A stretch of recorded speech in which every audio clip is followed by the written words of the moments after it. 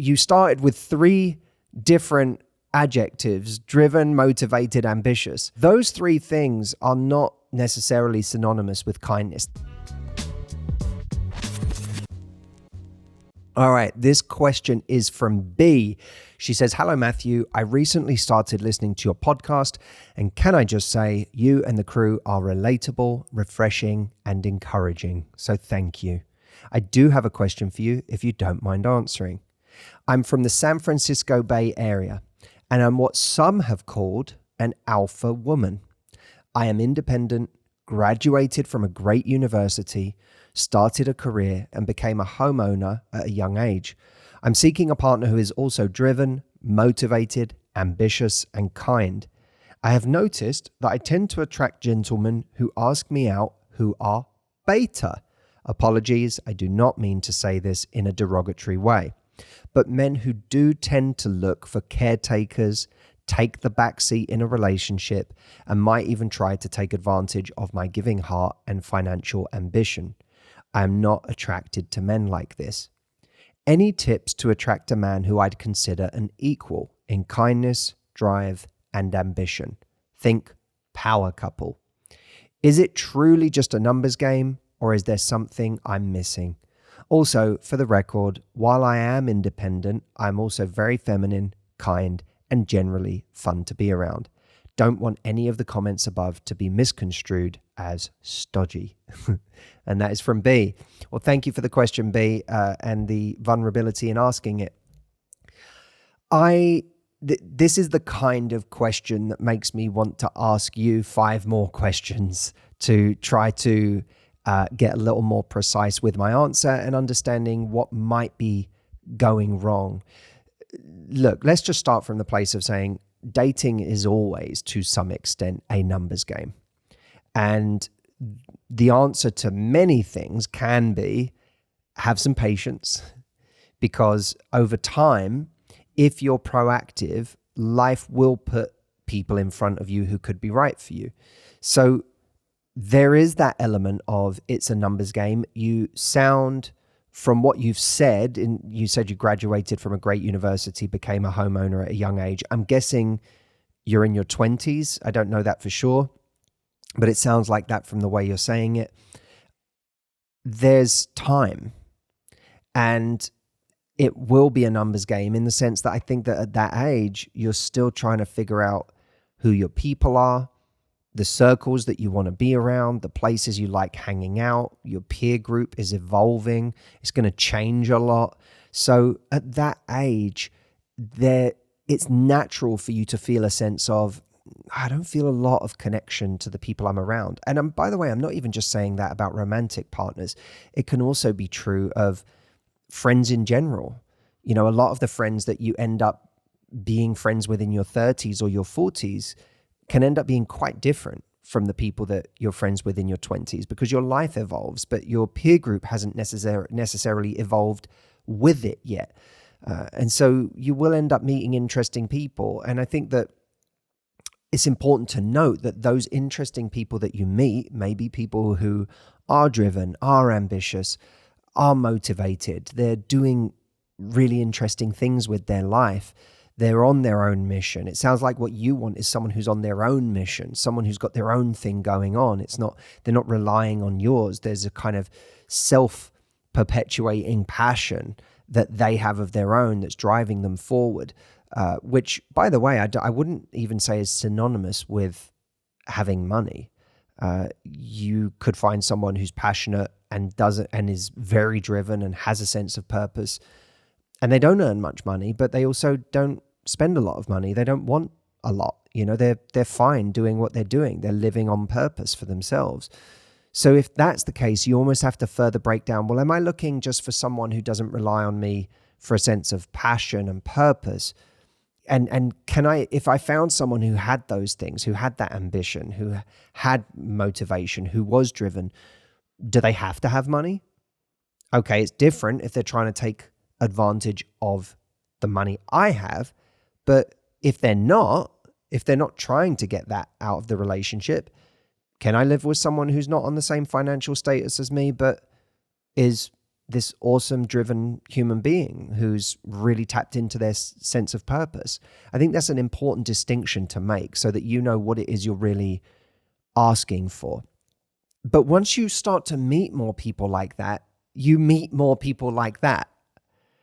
You know, you only have to meet one person who's driven, one person who's ambitious or who's got some really interesting stuff going on. And if you make friends with that person, that can introduce you to a whole network of people who are like that.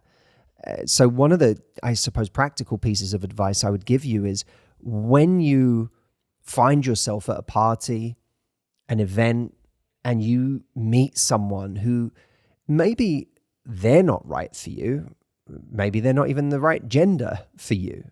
It doesn't matter. If you meet someone who's of that kind of type of person, make friends with that person.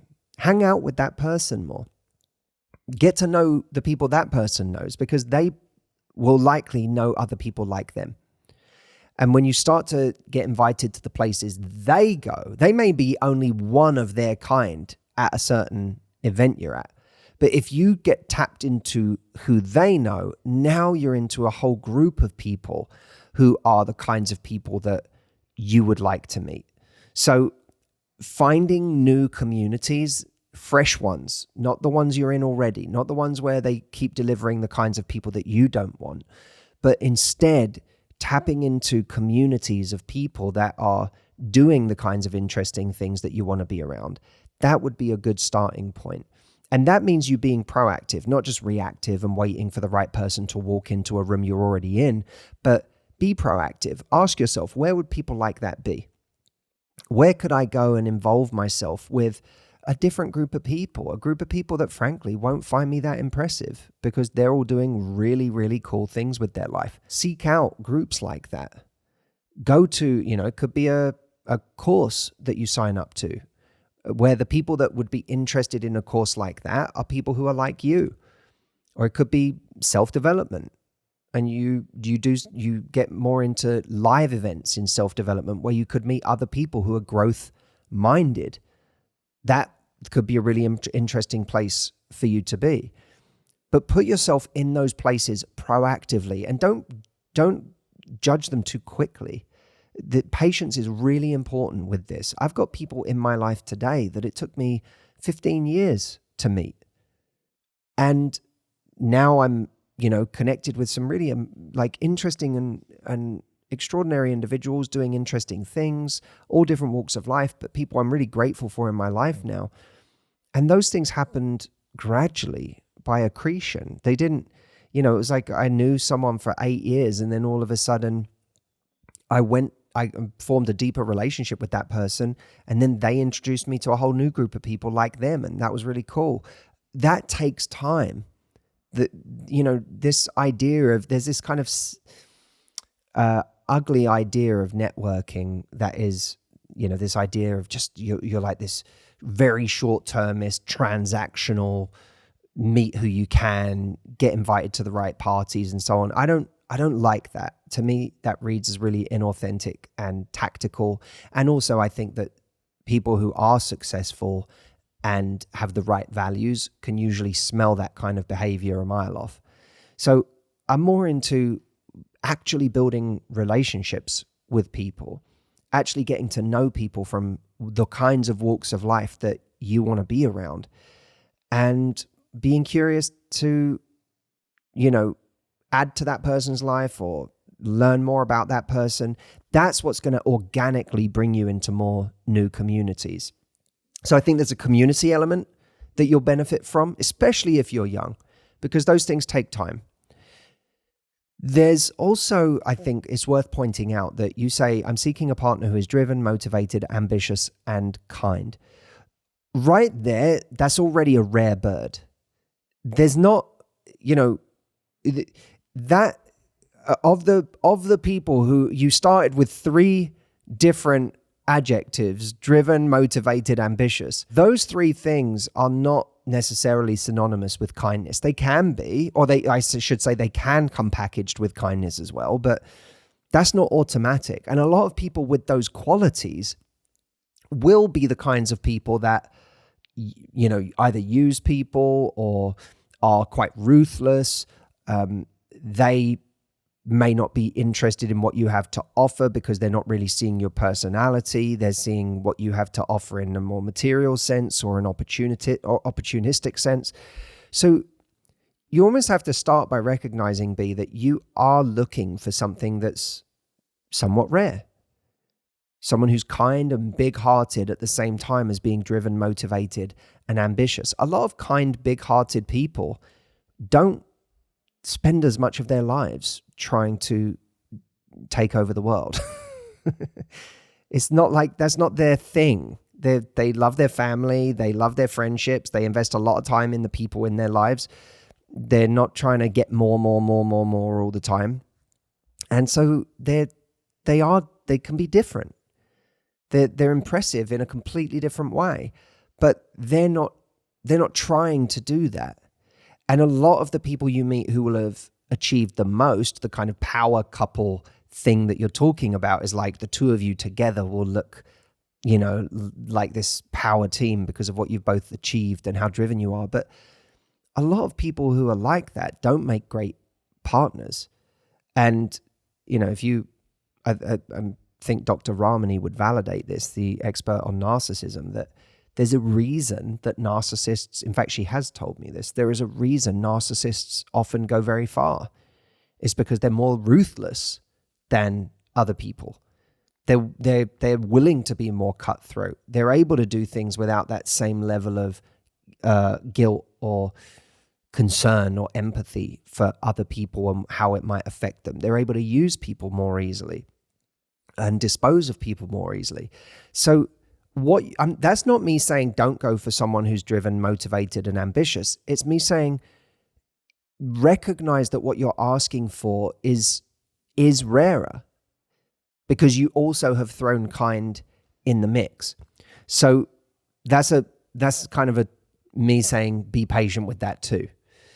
And by the way, don't overvalue anyone who comes along who is driven, motivated, and ambitious, but isn't kind, because that's where you'll get yourself into a lot of trouble. You'll say, oh, I have this power couple thing going on now, but you'll also have someone who treats you horribly. So don't settle for someone who has the first three, but doesn't have the kind part.